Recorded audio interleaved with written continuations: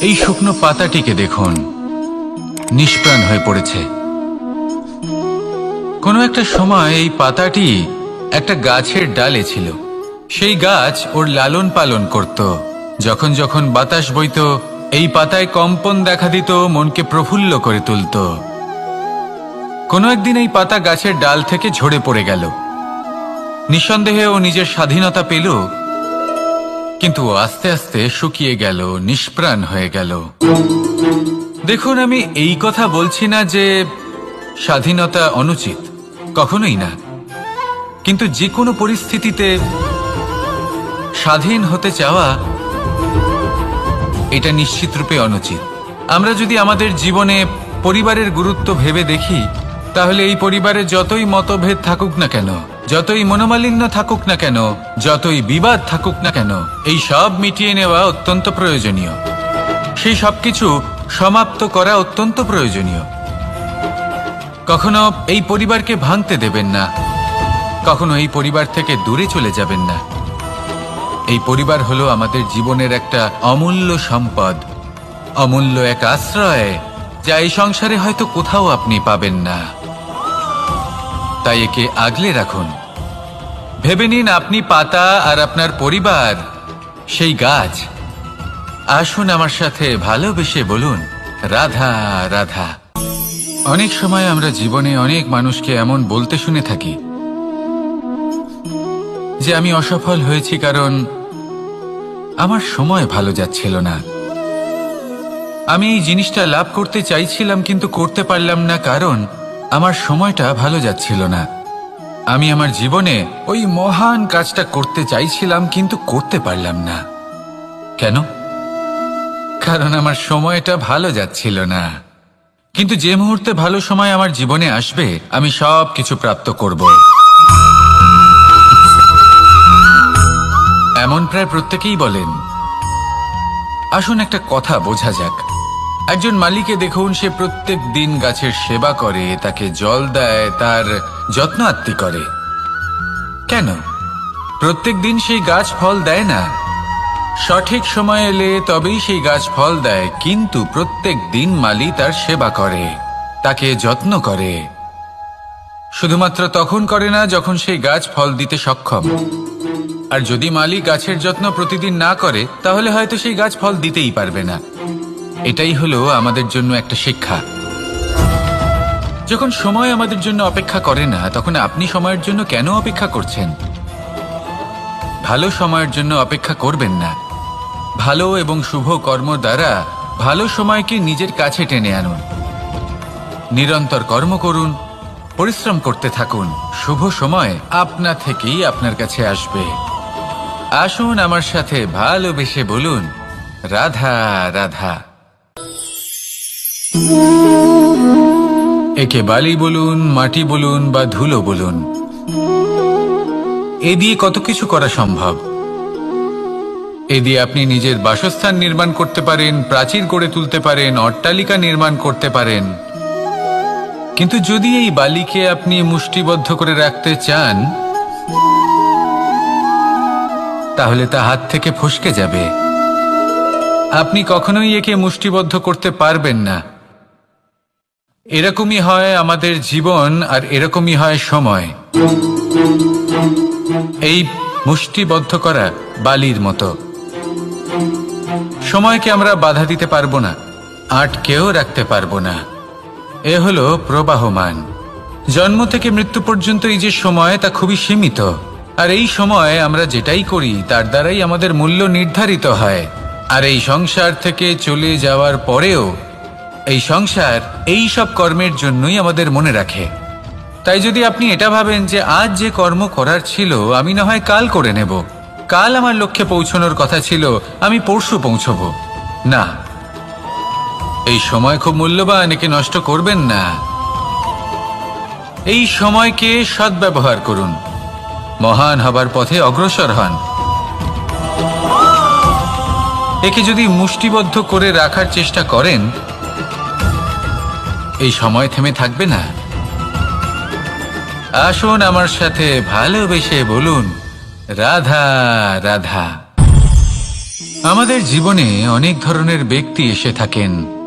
কেউ কেউ আমাদের সাথে থেকে যান, কেউ আমাদের থেকে দূরে চলে যান।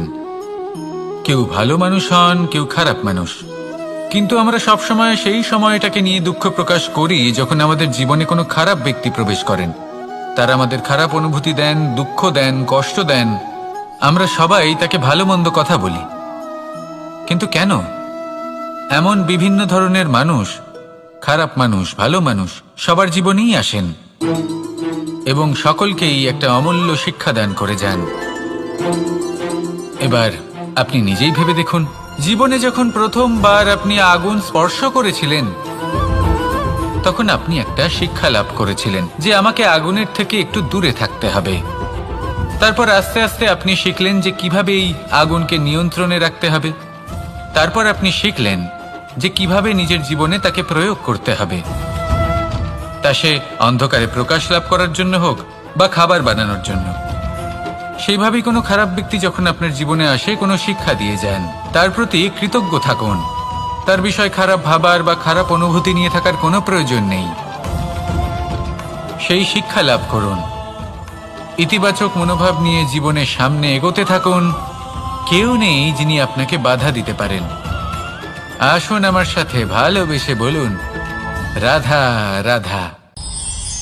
এই সংসারে অনেক অনেক এমন জ্ঞানী আছেন যারা নিজের সমস্ত জীবন জ্ঞান অর্জন করতে অতিবাহিত করেছেন। এই সংসারে এমন কোনো বেদ নেই, কোনো পুরাণ নেই, কোনো শাস্ত্র নেই, কোনো ভাষা নেই যা ওনারা জানেন না।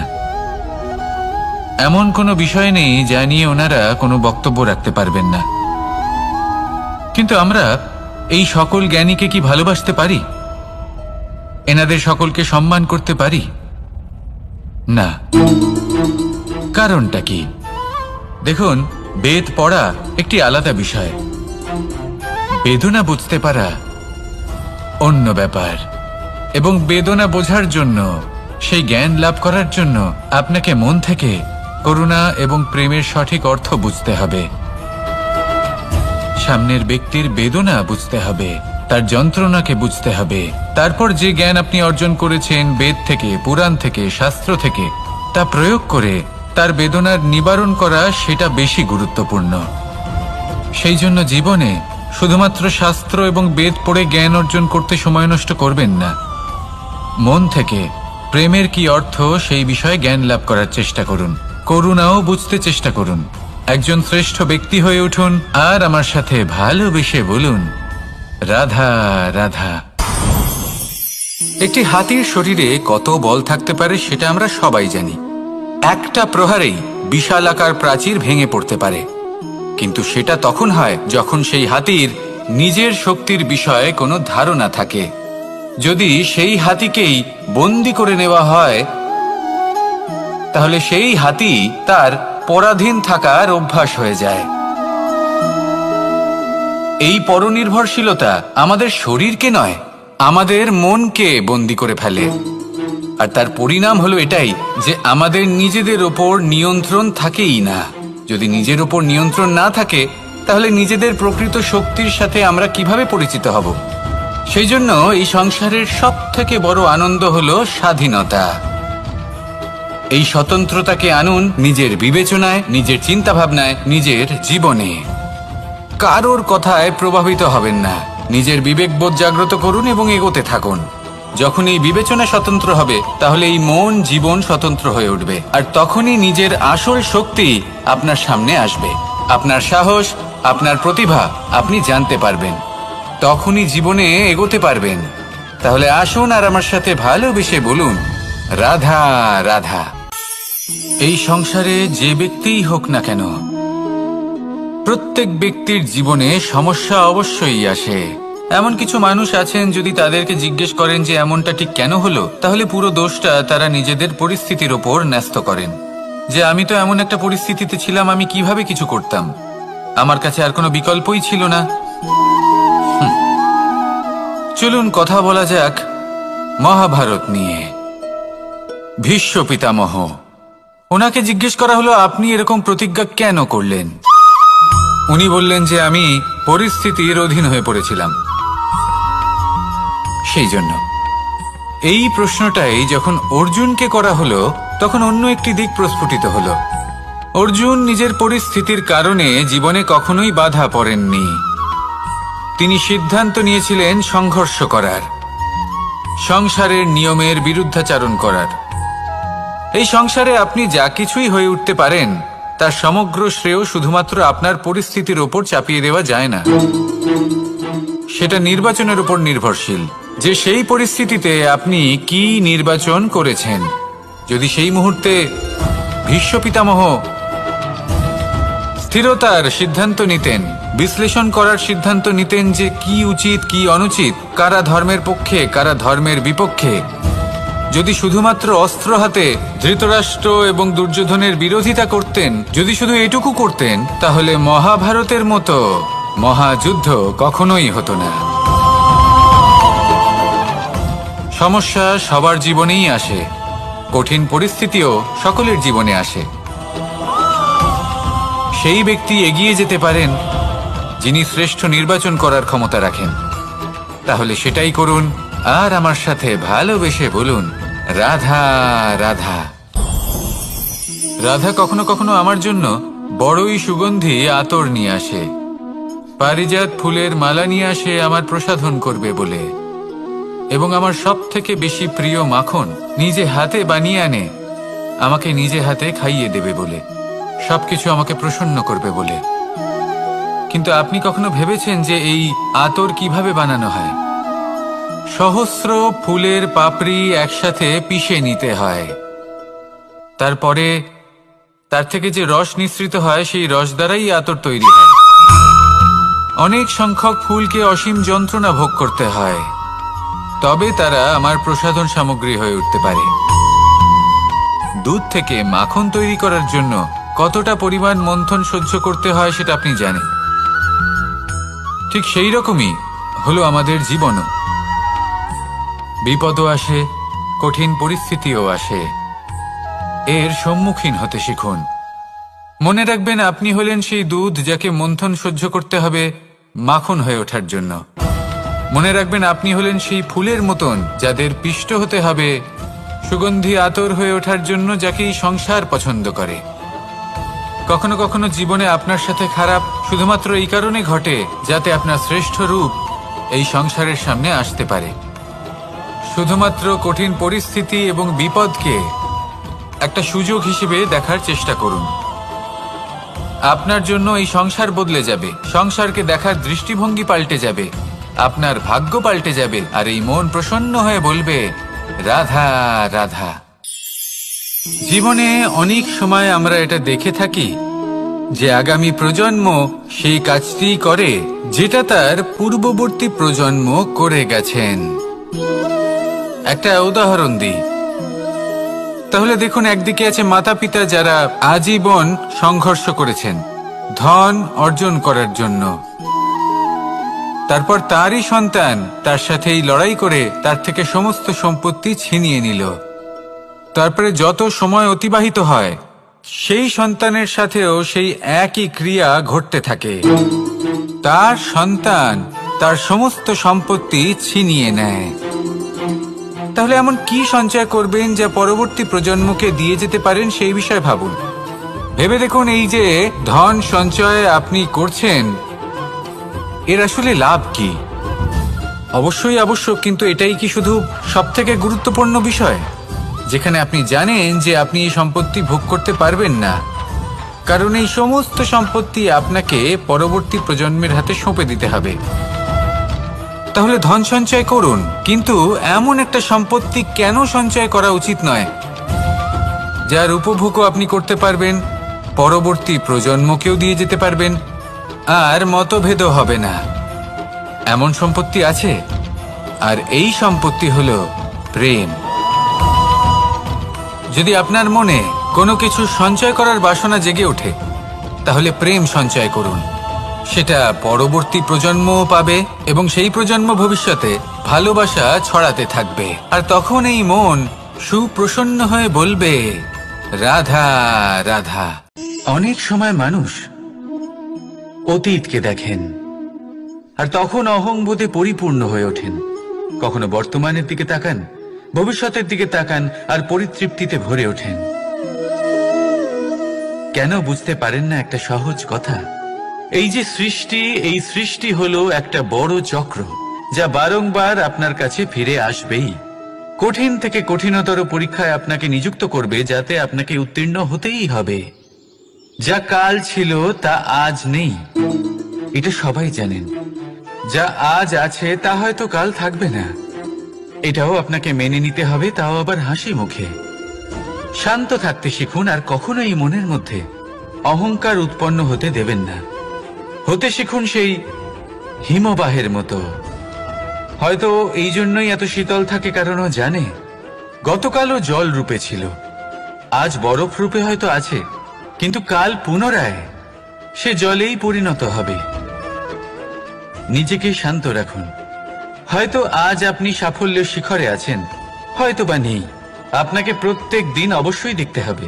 শুধু নিরন্তর প্রচেষ্টা করতে থাকুন, প্রত্যেক পরিস্থিতির জন্য তৈরি থাকুন, আর একে ভারসাম্যে রাখতে শিখুন।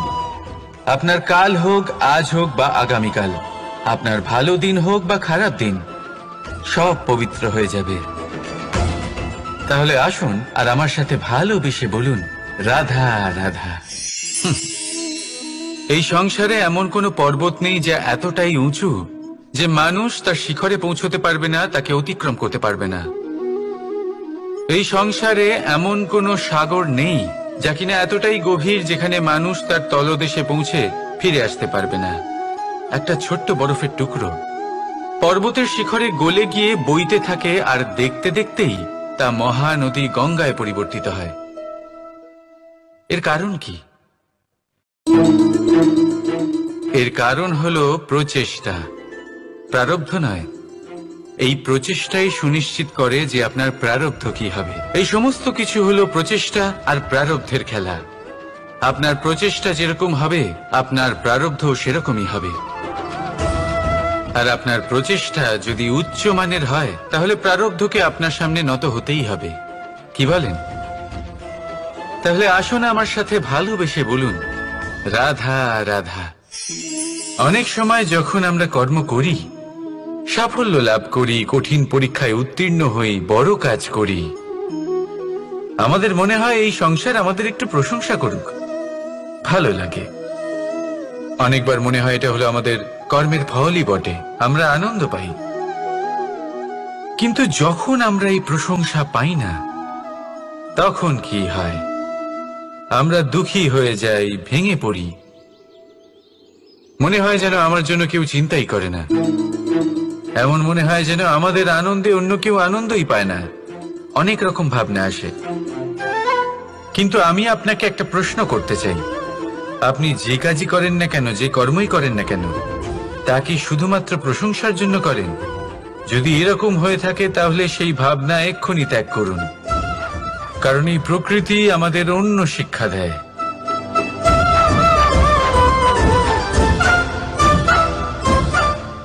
এই ফুলকে দেখুন, এই যে ফুলের সুবাস, যা আমার মনকে উচ্ছ্বসিত করে তোলে, মনে শক্তি সঞ্চার করে, এই সুগন্ধ। কিন্তু ভেবে দেখুন, ফুলের কিন্তু এই কাজ করার জন্য কোনো প্রশংসারই প্রয়োজন হয় না। এটাই হলো প্রকৃতির শিক্ষা। যিনি সৎ হন, সৎকর্ম করেন, তার কোনো প্রশংসার প্রয়োজন হয় না, কারণ ওনার কর্মই হলো ওনার সুবাস। মনে রাখবেন, আতর নকল ফুলে দেওয়া হয়, প্রকৃত ফুলের তার কোনো প্রয়োজন হয় না। সেইভাবেই আপনিও কর্ম করতে থাকুন শুভ চিন্তা নিয়ে। এই মনকে সব সময় শান্ত রাখুন, স্বচ্ছ রাখুন। যদি এরকম করেন, তাহলে আপনার কর্ম এমন সুবাস ছড়াবে যে আপনার জীবনে শুধু এবং শুধুমাত্র আনন্দই থাকবে। তাহলে এই আনন্দ সহকারে বলুন, রাধা রাধা। জীবন, এই জীবন আসলে কি?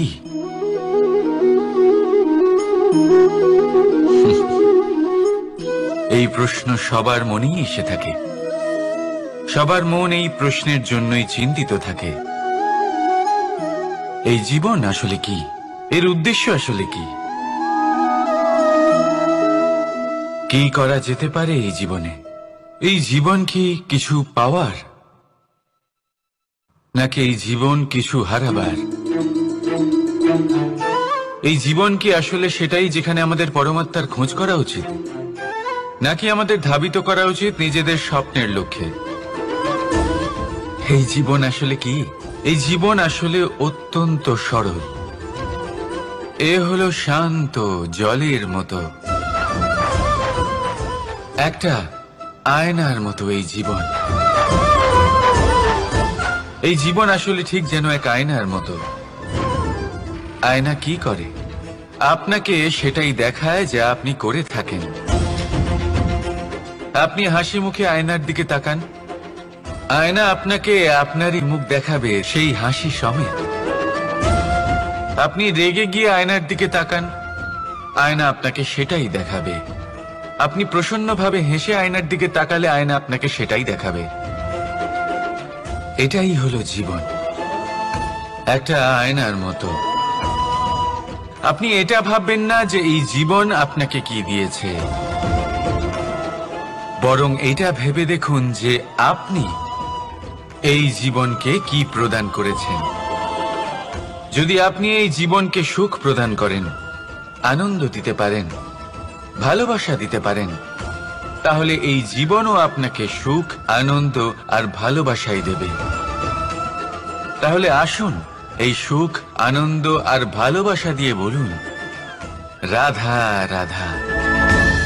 সংসারে অনেক সময় এরকম হয় যে আমরা খুব সমস্যায় থাকি, খুব বিপদের মধ্যে থাকি, আর সেই সমস্ত মানুষ যারা আমাদের কাছের মানুষ, আমাদের আপনজন, তারা আমাদের ত্যাগ করে চলে যান। আমরা এই সময় দুঃখ পাই, নিরাশ হয়ে পড়ি এবং একা একাই সেই সমস্যাকেও কাটিয়ে উঠি।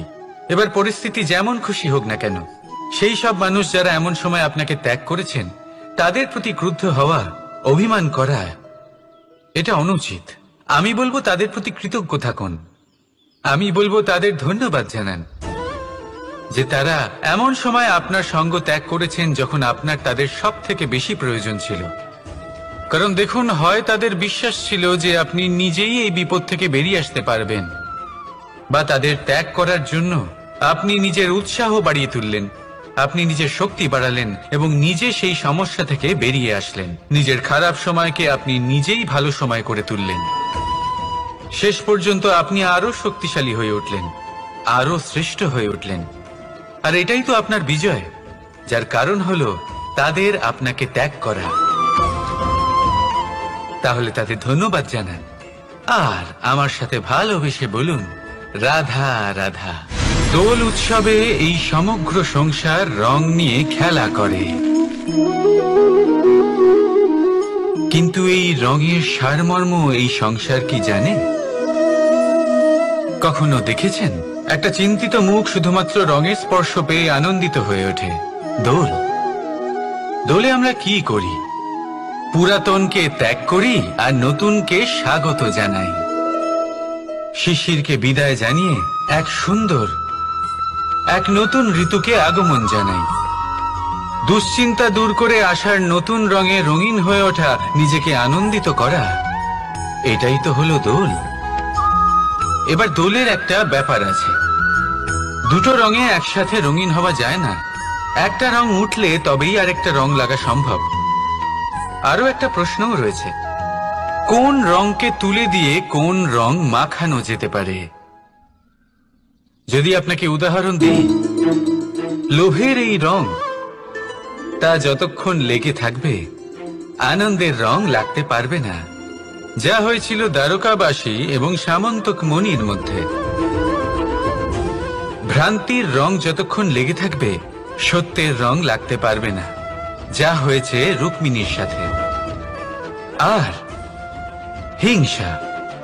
হিংসার এই রং যতক্ষণ লেগে থাকবে প্রেমের রং ততক্ষণ লাগতেই পারবে না, যা হয় আপনার আমার সবার সাথে।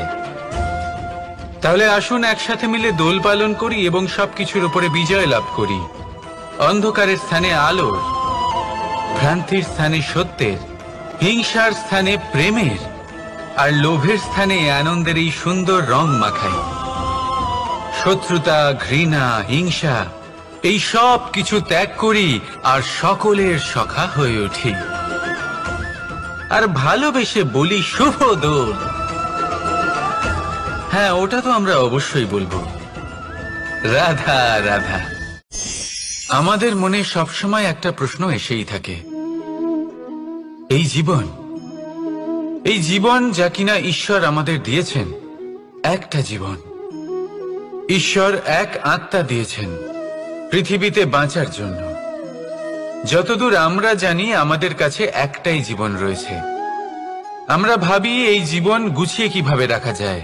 প্রত্যেক মানুষ ভাবেন যে আমি কি করি যাতে এই জীবনকে গুছিয়ে রাখা যায়, কিরকম কর্ম করব, কিরকম পুণ্য করব, কি ধরনের শাস্ত্র পড়ব যাতে আমি সেই জ্ঞান অর্জন করি যাতে জীবনটা সুন্দর করে তুলতে পারি। আমাদের সমগ্র জীবন কেটে যায় এই প্রশ্নের উত্তর খুঁজতে, সেই শাস্ত্র অধ্যয়ন করতে। এমন অনেক মানুষ তাও বুঝতে পারেন না। আসুন আজ আমি আপনাকে একটা সহজ কথা বলি, যার দ্বারা আপনি নিজের জীবন সুন্দর করবেন। জীবন, জিহ্বা, এদের দুজনেরই হলো একটাই রাশি। জিহ্বা অর্থাৎ আপনার কথা, এই কথাকে সংযত রাখুন, একে সুন্দর করে তুলুন, মধুর কথা বলুন, যতটা সম্ভব একে নিয়ন্ত্রণে রাখুন। আপনার জীবন সুন্দর হয়ে উঠবে। কারণ এই শব্দ হয় অত্যন্ত শক্তিশালী। এটা হলো এমন এক বন্ধন যা আপনার সামনের মানুষকে আপনার ব্যক্তিত্বের সাথে জুড়ে দিতে পারে। তাই এই শব্দ সংযত রাখুন, একে সুন্দর করে তুলুন। আপনার জীবন আপনা থেকেই সুন্দর হয়ে উঠবে। আর আসুন এই মধুর সুন্দর অনুভূতি দিয়ে বলুন, রাধা রাধা। এই জীবন আসলে কি? এ হলো জন্ম থেকে মৃত্যু পর্যন্ত এই সময়।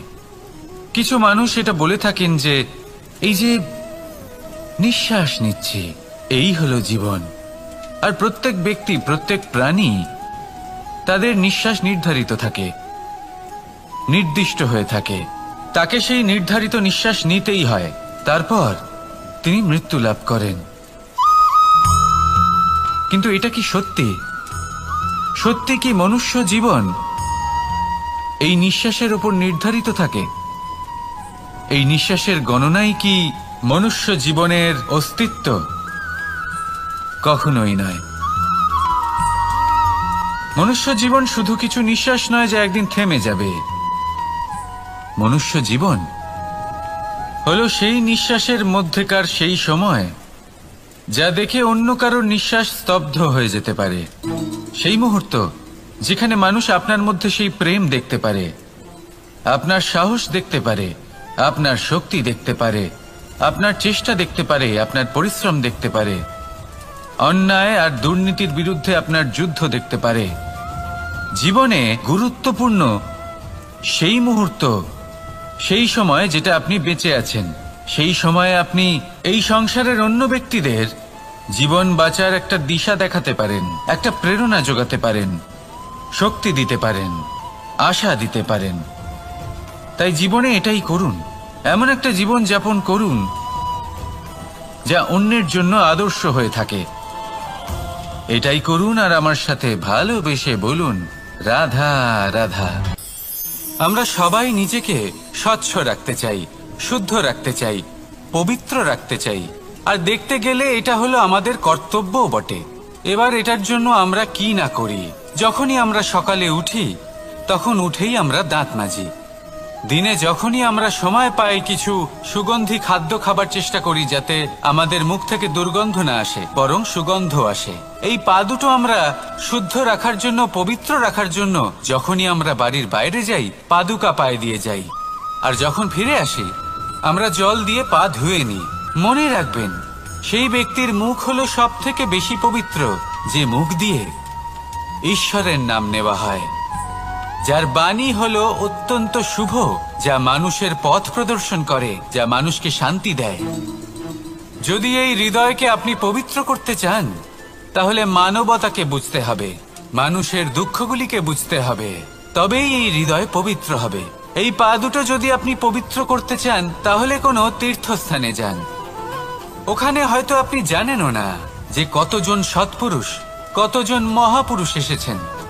তাদের চরণের ধুলো সেখানে পড়েছে, যা আপনার চরণ শুদ্ধ করে তুলতে পারে। যদি এই হাতগুলি আপনি পবিত্র করতে চান, তাহলে এই হাত দিয়ে শুভ কর্ম করুন, দান করতে শিখুন। আর যদি এই আত্মা আপনি পবিত্র করতে চান, একটাই বিকল্প আছে, প্রেম, শুদ্ধ নিঃস্বার্থ প্রেম। এই প্রেম বিতরণ করতে থাকুন, আপনি শুদ্ধ থাকবেন, পবিত্র থাকবেন। আসুন আমার সাথে ভালোবেসে বলুন, রাধা রাধা। কখনো এটা ভেবে দেখেছেন কোনো বিশেষ স্থানে বা বিশেষ পরিস্থিতিতে সবথেকে বেশি গুরুত্বপূর্ণ কি হতে পারে? যদি শরীরের কথা বলি, তাহলে সবথেকে বেশি গুরুত্বপূর্ণ হলো মস্তিষ্ক আর মন। যদি ব্যবসার কথা বলি, তাহলে সবথেকে গুরুত্বপূর্ণ হলো ধন। রাজ্যের বিষয়ে কথা বললে সবথেকে গুরুত্বপূর্ণ হলো রাজা। আর সমাজের কথা যদি বলি, তাহলে সবথেকে গুরুত্বপূর্ণ হলো আমাদের গুরু। এবার এই সব গুরুত্বপূর্ণ এই কারণ এদের হাতেই সব থাকে। দেখুন, হয় এরা আমাদের উত্থানের পথে নিয়ে যেতে পারে, অথবা আমাদের পতনের দিকে নিয়ে যেতে পারে। এবার যদি কোনো অসামান্য রাজা হন, যিনি কিনা সত্যবাদী, যিনি একজন ভালো রাজা, তাহলে তিনি সেই দেশকে, সেই রাজ্যকে বিকাশের পথে নিয়ে যাবেন, আর নয়তো অন্ধকারের পথে নিয়ে যাবেন। যদি এবার গুরুর কথা বলা হয়, তাহলে জেনে রাখুন, গুরু যদি শ্রেষ্ঠ হন, তাহলে সংস্কৃতির সর্বশ্রেষ্ঠ স্তরে উনি এই সমাজকে নিয়ে যাবেন। যদি গুরু পাখণ্ডী হন, লোভী হন, লালসাগ্রস্ত হন, তাহলে এই সমাজেও এই পাখণ্ডতা, এই লোভ, এই লালসাই প্রকাশিত হবে। ঠিক এইভাবেই জীবনে, মানুষের জীবনে প্রেমেরও এক গুরুত্বপূর্ণ স্থান রয়েছে। যদি মানুষের মনে প্রেম থাকে, তাহলে ধরে নিন সে জীবিত রয়েছে, আর যদি না থাকে, তাহলে সে মৃতই প্রায়। যদি রাধা কৃষ্ণের বিষয়ে কথা বলি, বলবো কৃষ্ণের জীবনে যদি রাধা থাকে, তাহলেই কৃষ্ণ হলো কৃষ্ণ। আর যদি রাধা না থাকে, তাহলে কৃষ্ণ হলো যে কোনো পশুরই সমান। আসলে পশু থেকে মানুষ হওয়ার এই যে যাত্রা, এর আধার হলো প্রেম। এই প্রেমকে মনে জাগ্রত করে রাখুন, আর আমার সাথে ভালোবেসে বলুন, রাধা রাধা। প্রেম, এই প্রেম আসলে কি? বেশিরভাগ মানুষই বুঝতে পারেন না, কিন্তু এটাতে তাদের কোনো দোষ নেই, কারণ তাদের কাছে প্রয়োজনীয় জ্ঞানই নেই। এবার প্রেমের বিষয়ে আজ আমি একটা ছোট্ট কথা বলতে চাই। আপনি দেখবেন কিছু মানুষ যখন কাউকে ভালোবাসেন, তখন তাদের মনে হয় সেই ব্যক্তির ওপর ওনার অধিকার রয়েছে। এবার সেই অধিকারের বোধে ফেঁসে গিয়ে নিজেই ক্রুদ্ধ হয়ে বসেন যে ও আমার কথা মনে করলো না, ওর স্মৃতিতে আমার কোনো স্থান নেই, ও আমার সাথে কথাই বলতে ভুলে গেছে, ইত্যাদি ইত্যাদি। অনেক কারণ হতে পারে। আমি আপনাকে একটা প্রশ্ন করি, এই যে স্মৃতিগুলি, এটাই কি ভালোবাসা? কখনোই নয়। প্রেম তো হলো সেই আবেগ, সেই বোধ, যা এক সুগন্ধিত ফুলের মতো আপনার জীবনকে, আপনার মনকে আনন্দিত করবে, প্রসন্নতার দ্বারা ভরিয়ে তুলবে। প্রেম হলো সেই বোধ। তাই যদি আপনি প্রেমকে বুঝতে চান, তাহলে প্রেমের ভাবনাকে বোঝার চেষ্টা করুন। প্রেমকে যদি যাপন করতে চান, তাহলে আবেগের দ্বারা যাপন করুন, স্মৃতির দ্বারা নয়। স্মৃতির কি আছে? আজ আছে, পরবর্তীকালে নাও থাকতে পারে। সময়ের সাথে এই স্মৃতি ফিকে হয়ে যেতে পারে, কিন্তু এই আবেগ, তা চিরকাল মনের মাঝে থেকে যায়। তাই আসুন আর আমার সাথে ভালোবেসে বলুন, রাধা রাধা। রাজ্য, শাসন, সাম্রাজ্য, সংস্থাপনা, এগুলিকে সফল কখন বলা যেতে পারে? কোন কোন বুদ্ধিজীবী বলেন তখন, যখন চারিদিকে শান্তি থাকে, কারোর মনে কোনো প্রশ্ন থাকবে না, শঙ্কা থাকবে না। কিন্তু আমার মনে হয় এটা অনুচিত। কোনো রাজ্যের পক্ষে বা কোনো শাসনকালে সবথেকে বড় সংকট তখন আসে যখন সবথেকে বেশি যোগ্য ব্যক্তি বা সবথেকে বেশি বিদ্বান ব্যক্তিও শুধু মুখদর্শক হয়ে বসে থাকেন। মনে প্রশ্ন আসতে থাকে কিন্তু জিজ্ঞেস করেন না, শঙ্কা উৎপন্ন হয় কিন্তু ব্যক্ত করতে পারেন না। এটা খুবই অনুচিত। এই যে প্রশ্ন, তা আসা খুব ভালো।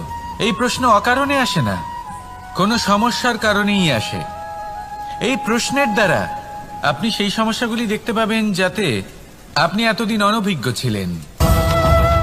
আর যত প্রশ্নের নিবারণ আপনি করবেন ততই আপনার রাজ্য, আপনার শাসন আরো শ্রেষ্ঠ হয়ে উঠবে।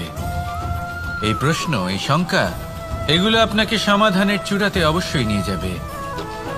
সেই জন্য না প্রশ্ন করা অনুচিত, আর না শঙ্কা ব্যক্ত করা অনুচিত, আর না তিনি মূর্খ যিনি প্রশ্ন করেন, শঙ্কা ব্যক্ত করেন। তাই এনাদের কখনো দূরে করে দেবেন না, এনাদের নিজস্ব মতামত রাখতে দিন।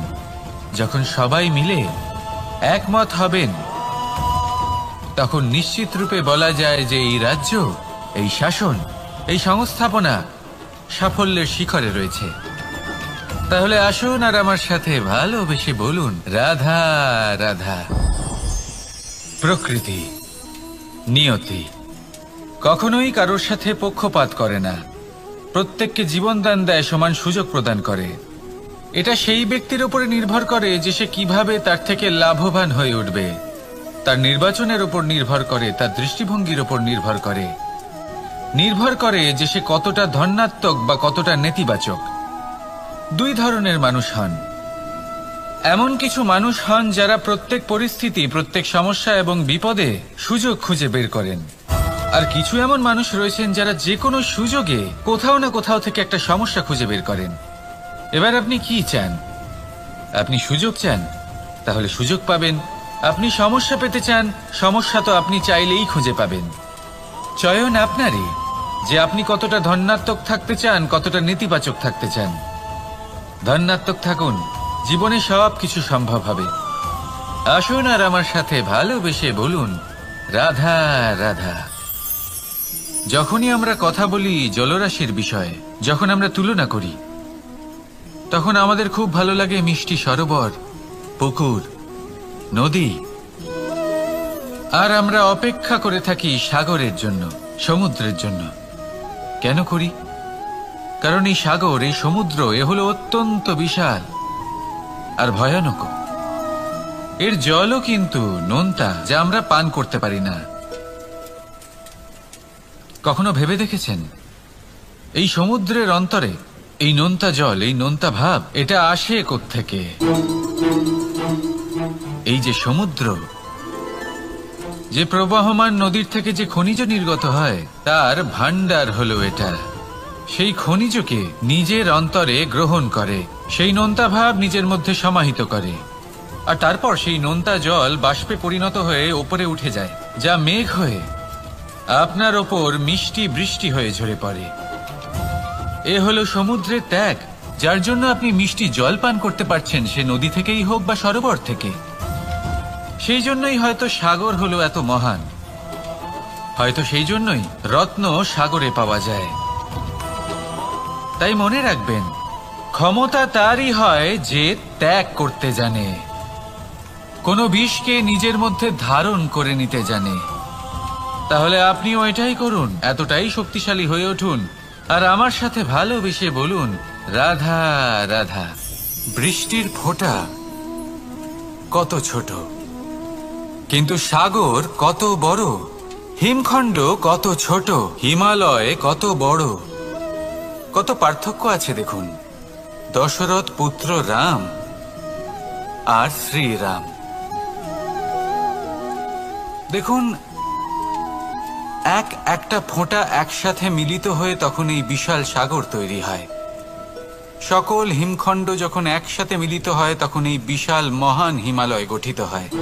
সেইভাবেই একটা ছোট্ট বনবাস দিয়ে শুরু হয়েছিল একটা যাত্রা, রাম থেকে শ্রীরাম হবার পথে, মর্যাদা পুরুষোত্তম হবার জন্য। কিন্তু এর থেকে আপনি কি শিখলেন? বিন্দু আসলে মহান নয়, মহান হলো সাগর। হিমখণ্ড মহান নয়, মহান হলো হিমালয়। অর্থাৎ কোনো মহান কাজ করার জন্য বা মহান হবার জন্য আপনাকে আরম্ভ করতে হবে ছোট থেকে। একটা অত্যন্ত সরল কিন্তু একটা গুরুত্বপূর্ণ কথা আমি আপনাকে বলতে চাই। দেখুন, আরম্ভ করার জন্য প্রথমেই আপনার মহান হবার কোনো প্রয়োজন নেই, কিন্তু হ্যাঁ, মহান হবার জন্য প্রথমে আরম্ভ করা অত্যন্ত প্রয়োজনীয়। আপনি যদি শুরুই না করেন তাহলে কখনো মহান হতেই পারবেন না। প্রকৃত নিষ্ঠা দ্বারা আরম্ভ করুন।